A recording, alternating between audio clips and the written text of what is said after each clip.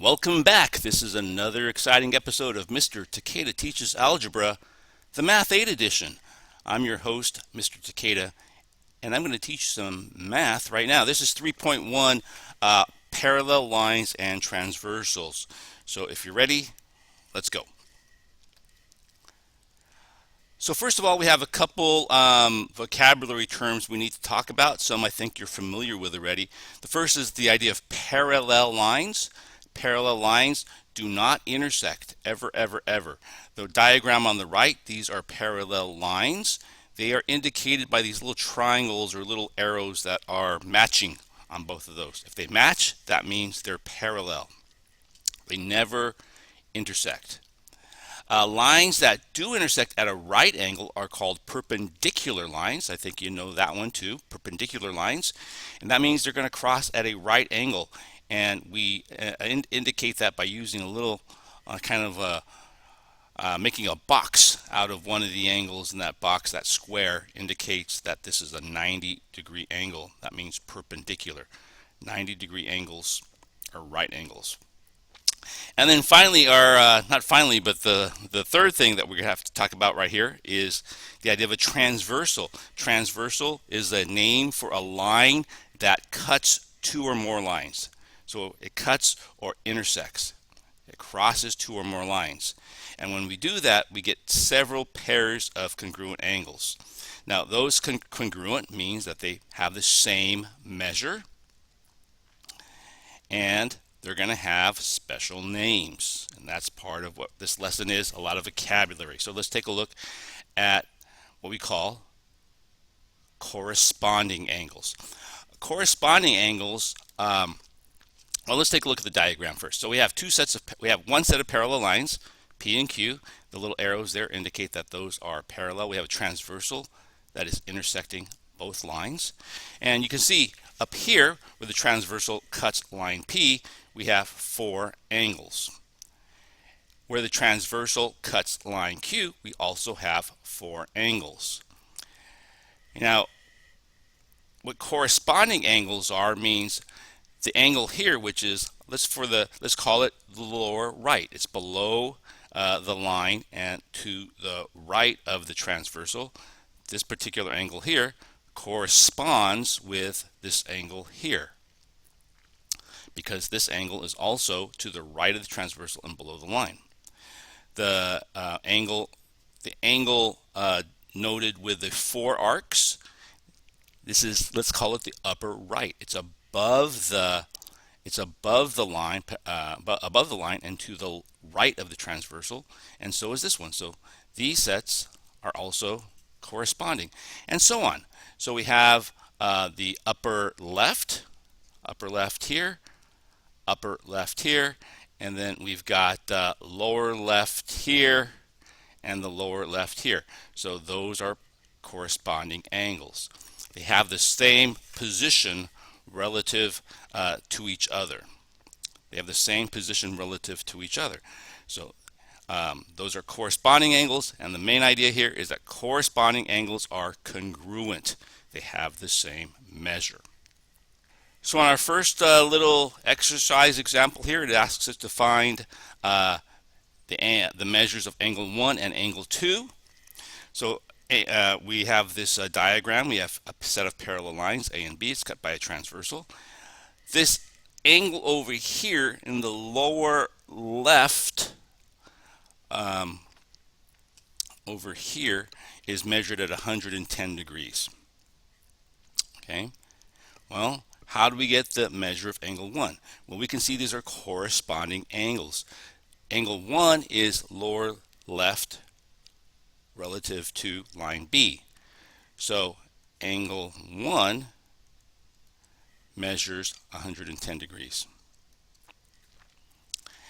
Angle 2 then, what about angle 2?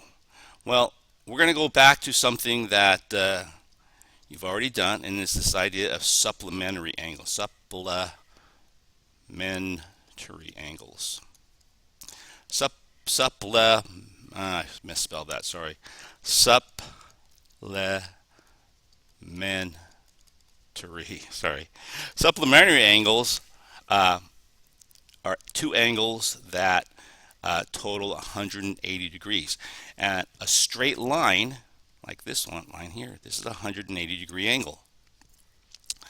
So together, angle 1, which is 110 degrees, plus the measure of angle 2 is going to equal 180 degrees. They're supplementary. So if I subtract 110 from both sides,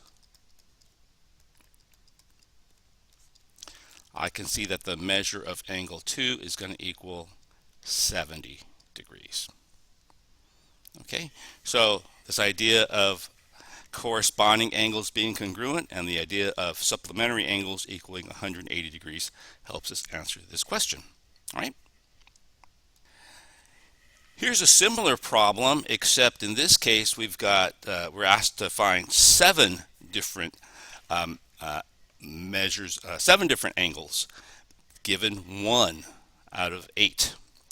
So what are we going to do here? We're going to look at corresponding angles first of all. So let's do it this way. Let's look at corresponding angles second. Let's look at supplementary angles first. I'm going to spell this again, and I'm going to mess it up. Supplementary.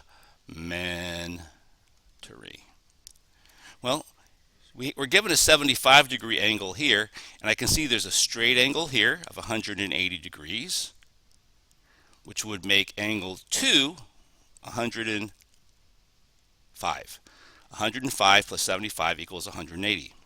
But there's also a straight angle here on the line, which would make this one also equal 105 degrees. And if this is 105 degrees, and here's a straight angle here, that's a straight angle, that would make this one 75 degrees. So 105 and 75 is 180. 75 and 105 is 180. 105 and 75 is 180. Now let's use our idea of corresponding angles to fill in 5, 6, 4, and 7.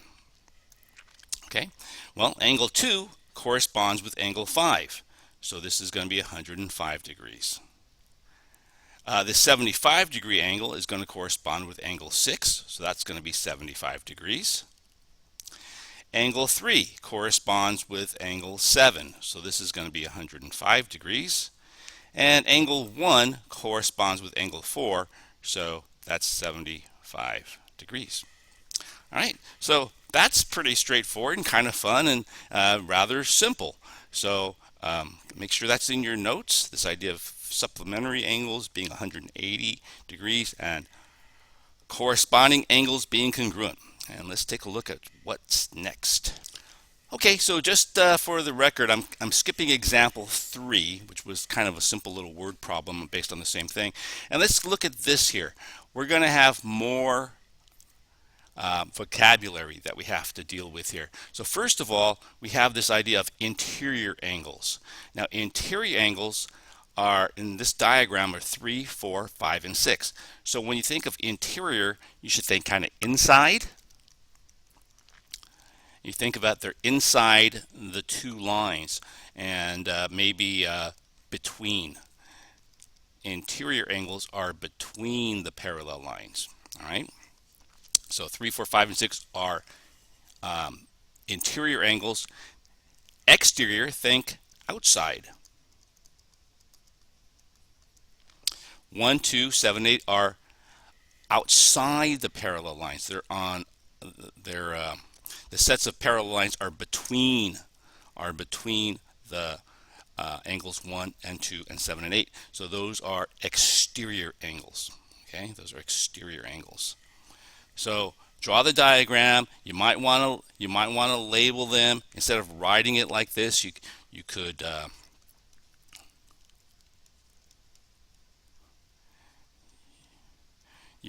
label them instead. That might be a better way to do something like that. Up to you, your notes, whatever works best for you, but I like working on diagrams, especially when it comes to geometry types of things. And now we have the idea of alternate interior and alternate exterior angles. Okay, so alternate means they're going to be on opposite sides of the transversal. So alternate, opposite sides of the transversal.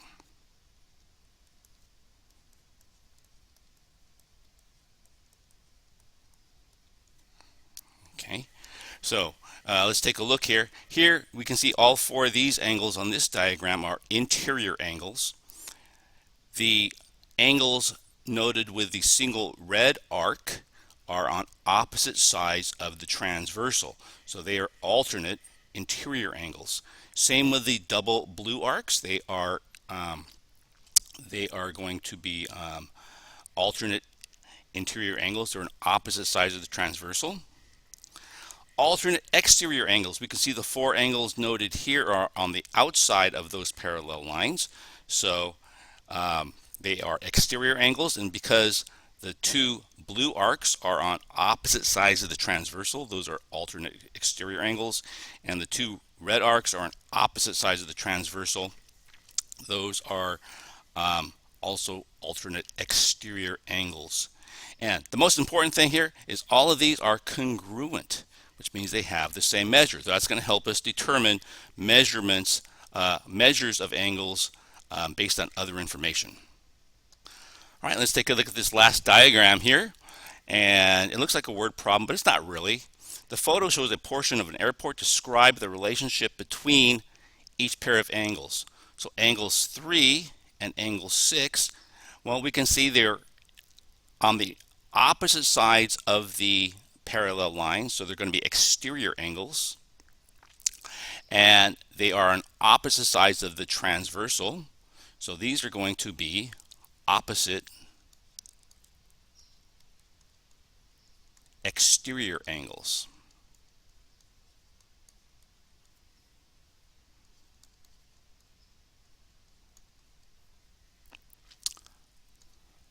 Two and 7 we can see are between the parallel lines and on opposite sides of that transversal. So these are going to be, I put opposite for this one, I'm sorry, alternate.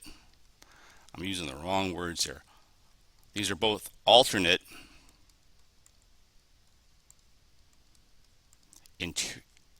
these are interior angles. I'm so close to the end, I'm not going to redo it for that mistake, but I did catch it. 3 and 6 are alternate exterior angles. 2 and 7 are alternate interior angles. All right, that's it for this video. Thanks a lot for hanging in there, and I'll see you in class. Bye-bye.